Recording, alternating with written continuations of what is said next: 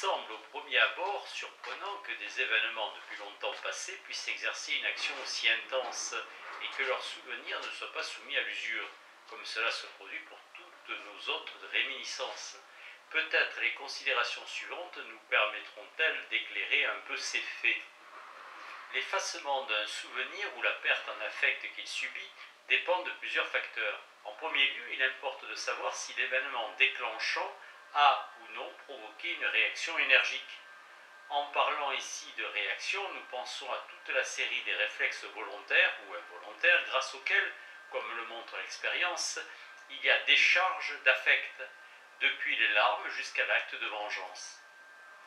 Dans les cas où cette réaction s'effectue à un degré suffisant, une grande partie de l'affect disparaît. Nous appelons ce fait d'observation journalière se soulager par les larmes, décharger sa colère. Quand cette réaction se trouve entravée, l'affect reste attaché au souvenir. On ne se souvient pas de la même façon d'une offense vengée, ne fût-ce que par des paroles ou d'une offense que l'on s'est vu forcé d'accepter. Le langage lui-même tient compte de cette différence dans les conséquences morales et physiques en donnant très à propos à cette souffrance endurée sans riposte possible le nom de mortification. La réaction du sujet qui subit quelques dommages n'a d'effet réellement cathartique que lorsqu'elle est vraiment adéquate, comme dans la vengeance. Mais l'être humain trouve dans le langage un équivalent de l'acte, équivalent grâce auquel l'affect peut être abréagi à peu près de la même façon. Dans d'autres cas, ce sont les paroles elles-mêmes qui constituent le réflexe adéquat, par exemple les plaintes, la révélation d'un secret pesant, confession. Quand cette sorte de réaction par l'acte, la parole est, dans le cas les plus légers, par les larmes, ne se produit pas, le souvenir de l'événement conserve toute sa valeur affective. Toutefois, l'abréaction n'est pas l'unique mode de décharge dont peut disposer le mécanisme psychique normal d'un individu, bien portant quand ce dernier a subi un traumatisme psychique. Le souvenir même non abréagi s'intègre dans le grand complexe des associations. Il prend place à côté d'autres incidents pouvant même être en contradiction avec lui et se trouve corrigé par d'autres représentations. Après un accident, par exemple, le souvenir de ce qu'il a suivi, du sauvetage, la notion de la sécurité actuelle, viennent se rattacher au souvenir du danger couru, à la répétition atténuée de la frayeur éprouvée. Le souvenir d'une humiliation est modifié par une rectification des faits, par un sentiment personnel de dignité. C'est ainsi que l'être normal réussit par les effets de l'association à faire disparaître l'affect concomitant. À cela, ajoutons encore une atténuation générale des impressions, un effacement des souvenirs, tout ce que nous appelons oubli et qui grignote surtout les représentations ayant perdu leur efficience affective. Nos observations prouvent que parmi les souvenirs, ceux qui ont provoqué l'apparition de phénomènes hystériques ont conservé une extraordinaire fraîcheur et pendant longtemps leur pleine valeur émotionnelle. Il faut cependant souligner, comme un fait remarquable dont il y aura lieu de se servir, que ces souvenirs, contrairement à bien d'autres, ne sont pas tenus à la disposition du sujet. Tout au contraire, la mémoire des malades ne garde nulle trace des incidents en question, ou alors ne les conserve qu'à l'état le plus sommaire. Ce n'est qu'en interrogeant des patients hypnotisés que ces souvenirs ressurgissent, avec toute la vivacité d'événements récents. 6 mois durant, une de nos malades revécut avec une netteté hallucinatoire tout ce qu'il avait ému le même jour de l'année précédente, pendant une hystérie aiguë. Un journal tenu par sa mère et dont elle ignorait l'existence vint prouver l'exactitude impeccable de cette réitération. Une autre malade revivait en partie sous hypnose, en partie en cours d'accès spontané et également avec une netteté hallucinatoire, tout ce qui lui était arrivé 10 ans auparavant, alors qu'elle était affectée d'une psychose hystérique. Jusqu'au moment de cette réapparition, les faits en question avaient pour la plus grande part succombé à l'amnésie. D'autres souvenirs encore vieux de 15 à 20 ans, et très importants au point de vue étiologique, réapparurent aussi dans leur surprenante intégralité et toute leur force sensorielle déployant lors de leur retour toute la puissance affective propre aux événements nouveaux. Comment expliquer pareil fait sans penser que ces souvenirs occupaient dans tous les cas précités une place exceptionnelle en ce qui touche leur usure? On constate en effet que ces souvenirs correspondent à des traumatismes qui n'ont pas été suffisamment abréagis. En étudiant de plus près les motifs qui ont empêché cette abréaction de s'effectuer, nous découvrons 2 séries au moins de conditions capables d'entraver la réaction au traumatisme.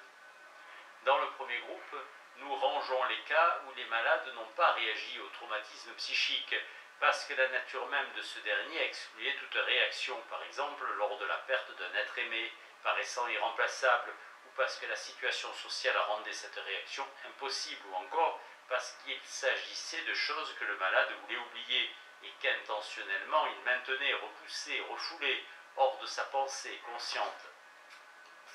L'hypnose nous permet de constater que ce sont justement ces choses pénibles qui donnent les fondements des phénomènes hystériques, délires hystériques des saints et des religieuses, des femmes continentes, des enfants sévèrement éduqués. Dans la seconde série des conditions nécessaires, la maladie n'est pas déterminée par le contenu des souvenirs, mais bien par l'état psychique du sujet au moment où s'est produit l'événement en question. L'hypnose montre en effet que le symptôme hystérique est dû à des représentations qui, sans importance propre, doivent leur maintien au fait qu'elles ont coïncidé avec de fortes émotions paralysantes, telles par exemple qu'une frayeur ou qu'elles se sont produites directement au cours de certains états psychiques anormaux, pendant un état d'engourdissement semi-hypnotique, de rêverie, d'auto-hypnose.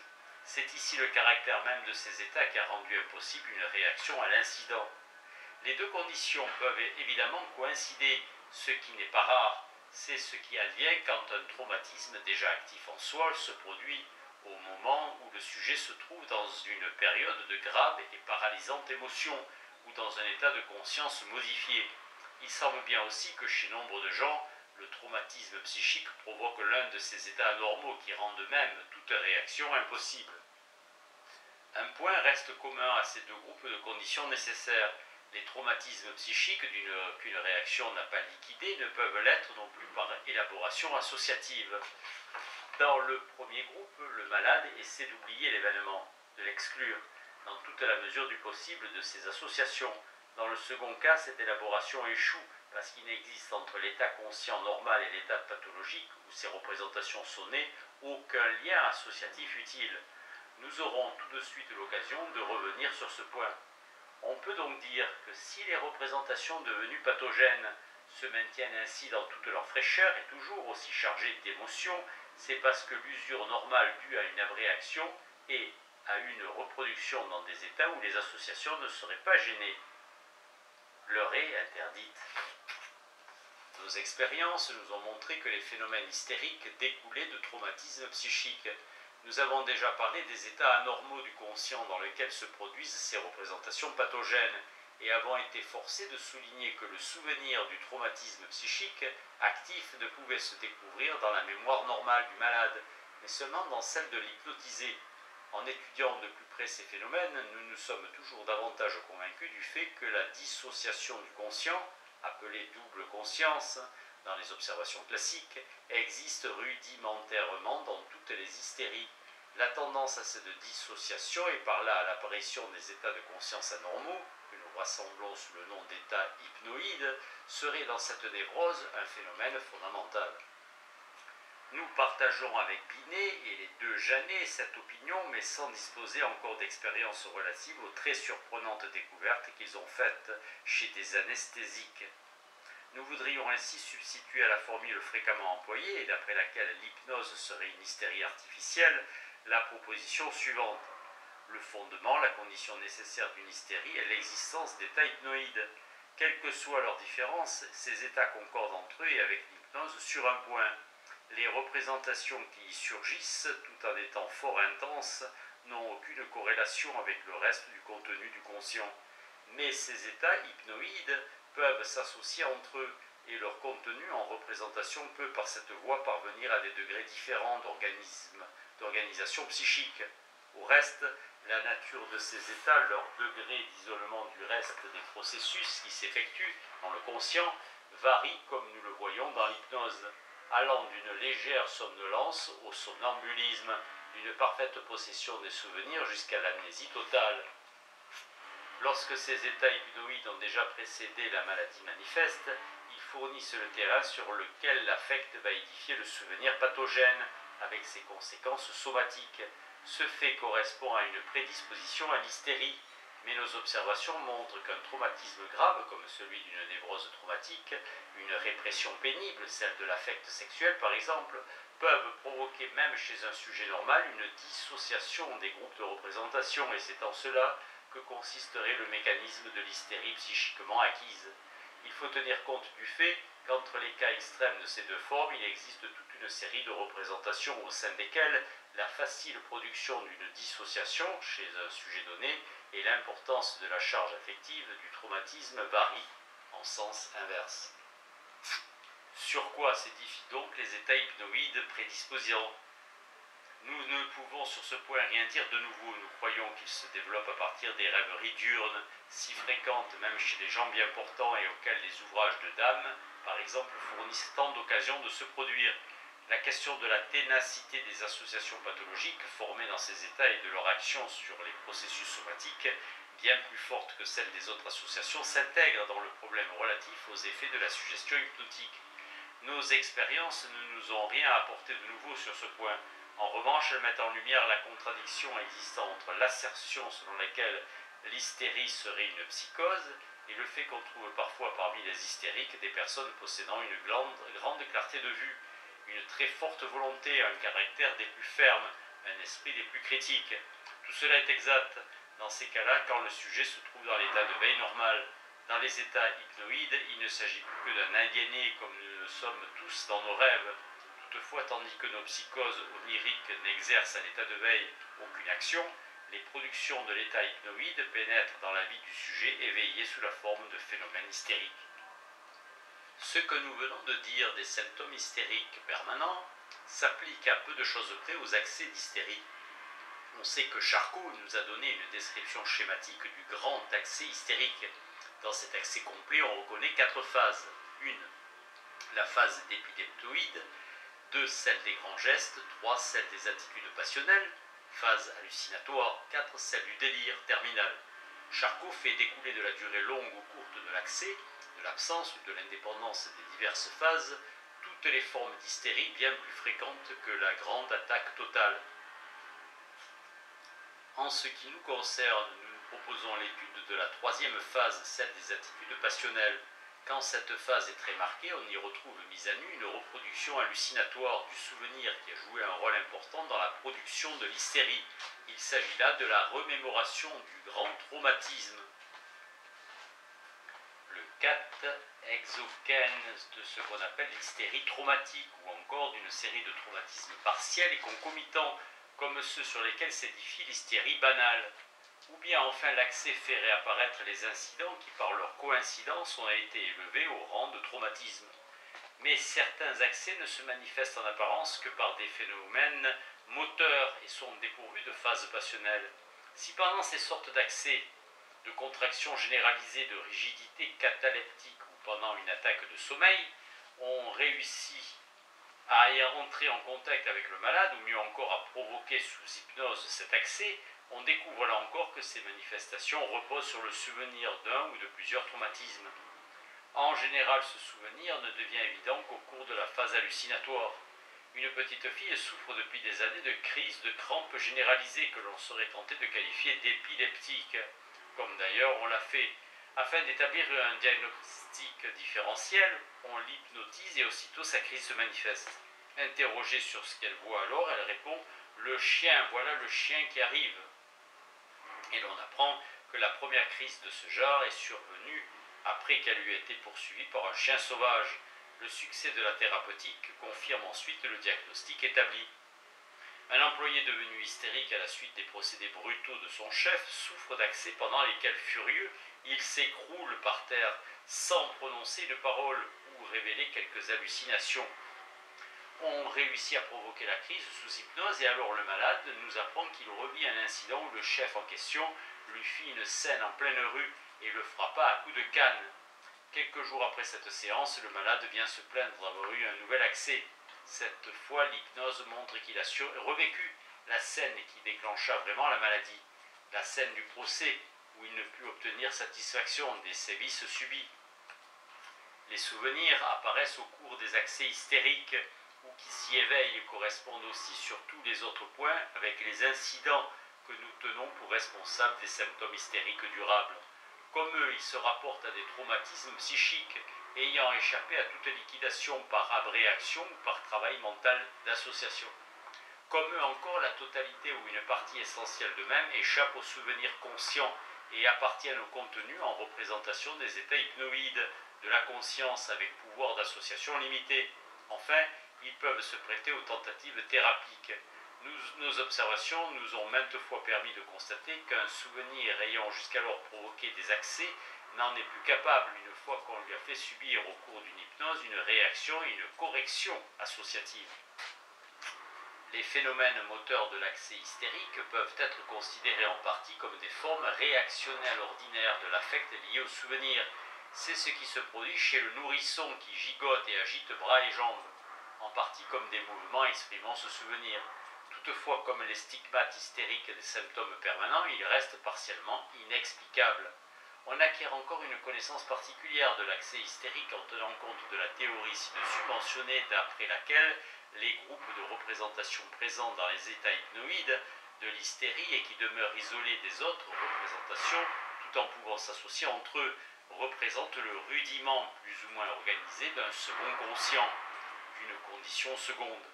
Ensuite, le symptôme hystérique permanent correspond à une infiltration de ce second état dans l'innervation corporelle que domine généralement le conscient normal. L'accès hystérique révèle, lui, lorsqu'il vient d'apparaître, que cette condition seconde s'est mieux organisée et qu'à un moment donné, le conscient hypnoïde a envahi toute l'existence du sujet, donc qu'il s'agit d'une hystérie aiguë. Mais si l'on a affaire à un accès réitéré contenant quelques réminiscences, c'est qu'il y a retour d'un incident antérieur. D'après Charcot, l'accès hystérique serait le rudiment d'une condition seconde. Au cours de l'accès, c'est le conscient hypnoïde qui régirait l'ensemble de l'innervation corporelle, comme le montrent des expériences bien connues. La conscience normale ne se trouve pas toujours entièrement étouffée. Elle reste capable de percevoir elle-même les phénomènes moteurs de l'accès alors que les phénomènes psychiques lui échappent. Nous savons comment évolue typiquement une hystérie grave. D'abord, on voit se former dans les états hypnoïdes un contenu en représentation qui, une fois suffisamment développé, se rend maître pendant une période d'hystérie aiguë de l'innervation corporelle du malade et gouverne toute l'existence de celui-ci. Il crée aussi les symptômes durables et les accès, puis à l'exception de quelques séquelles, les guérit.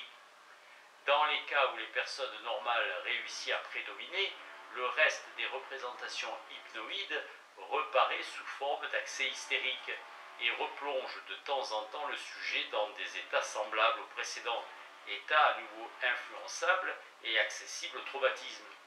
Une sorte d'équilibre s'établit alors entre les groupes psychiques présents chez un même sujet. Les accès et la vie normale subsistent côte à côte sans s'influencer mutuellement. L'accès survient alors spontanément, de la même manière que surgissent en nous les souvenirs, mais il peut également être provoqué comme toute réminiscence d'après les lois de l'association. Cette provocation à l'accès s'effectue soit par excitation d'une zone érogène, soit à la suite d'un incident nouveau rappelant l'incident pathogène. Nous espérons pouvoir démontrer qu'il n'existe aucune différence essentielle entre des conditions en apparence si peu semblables et que dans les deux cas, c'est un souvenir hyperesthésique qui est en cause. Dans d'autres cas, cet équilibre est fort instable. L'accès nous apparaît comme une manifestation des éléments hypnoïdes du conscient chaque fois que le sujet est surmené et incapable de travailler. Ne nions pas qu'en pareil cas, l'accès dépouillé de sa signification primitive puisse reparaître sous forme de réaction motrice dénuée de tout contenu. Il reste à rechercher les facteurs qui déterminent le genre des manifestations hystériques, par excès, par symptômes permanents, ou par mélange de ces deux formes. On comprend maintenant pour quelles raisons le procédé psychothérapique que nous venons de décrire agit efficacement. Il supprime les effets de la représentation qui n'avaient pas été primitivement abréagis, en permettant à l'affect étouffé provoqué par celle-ci de se déverser verbalement.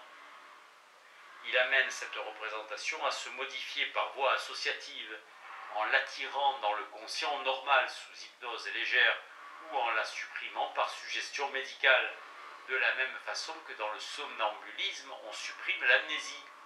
À notre avis, le gain thérapeutique ainsi obtenu est considérable. Il va de soi que si l'hystérie résulte d'une prédisposition, nous ne la guérissons pas, nous restons impuissants devant le retour des états hypnoïdes. Et dans le stade de production d'une hystérie aiguë, notre procédé ne saurait empêcher le remplacement immédiat de manifestations péniblement supprimées par d'autres phénomènes pathologiques. Toutefois, une fois ce stade dépassé, et quand ces séquelles n'apparaissent plus que sous la forme de symptômes permanents et d'accès, notre méthode supprime souvent et à jamais ces derniers, parce qu'elle est radicale et nous semble dépasser de très loin l'efficacité du procédé par suggestion directe, tel que le pratiquent aujourd'hui les psychothérapeutes. Si la découverte du mécanisme psychique des phénomènes hystériques a pu nous faire un pas de plus dans la voie où s'est d'abord, avec tant de succès, engagé Charcot, lorsqu'il a expliqué et reproduit expérimentalement les paralysies hystérotraumatiques, nous ne dissimulons pas pour cela le fait que seul le mécanisme du symptôme hystérique nous apparaît plus compréhensible.